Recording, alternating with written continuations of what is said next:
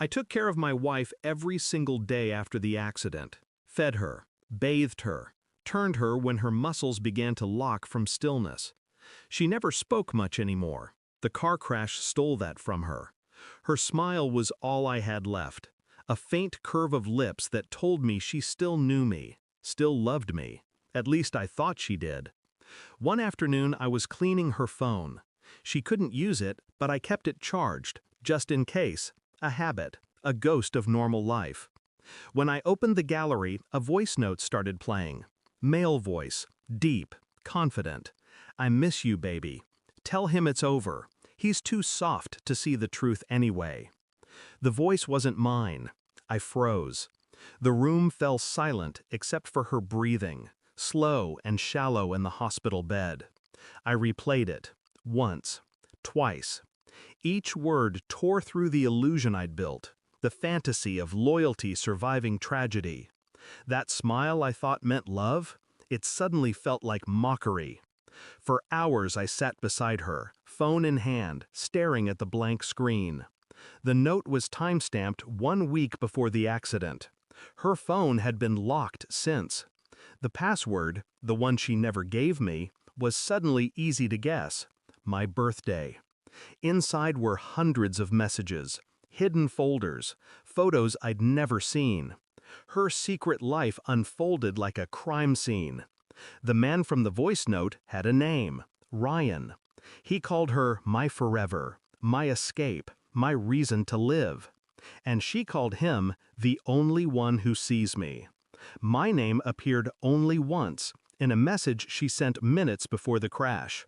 He's starting to suspect. I'll tell him tonight. She never got the chance.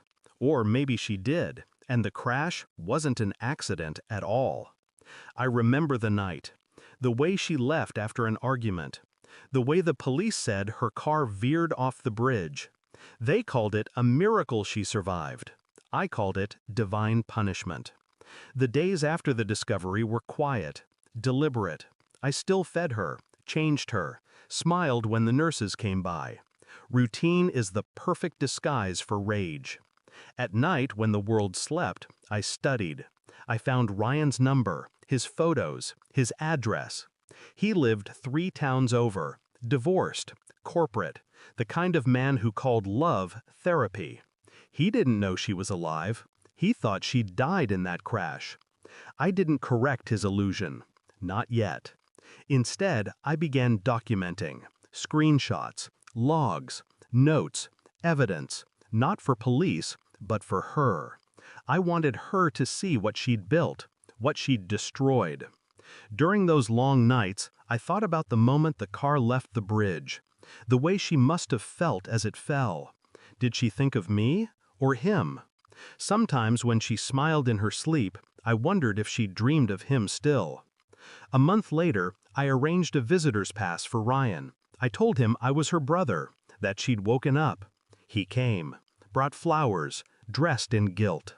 When he walked into the room, her eyes opened wider than I'd seen in months. Her lips trembled, not from paralysis, but recognition.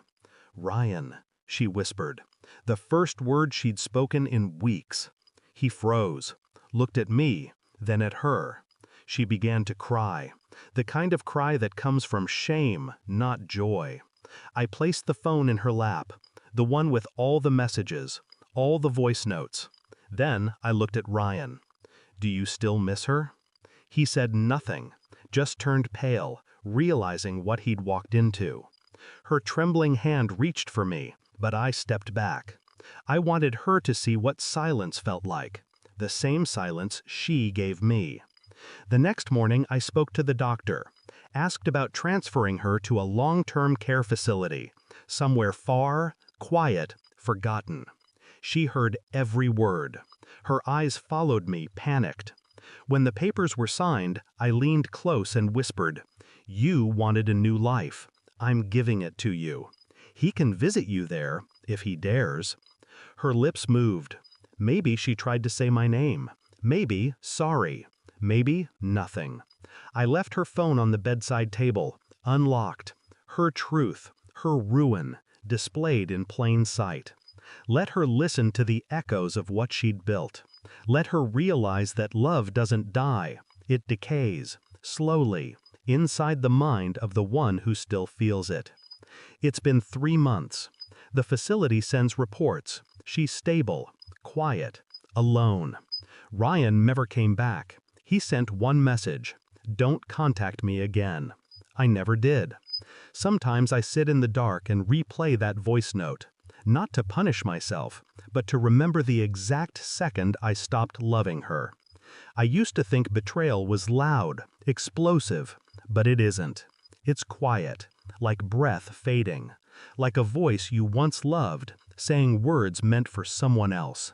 I deleted the recording tonight, not out of forgiveness, but because I've already memorized every word. And that's enough. Thanks for watching.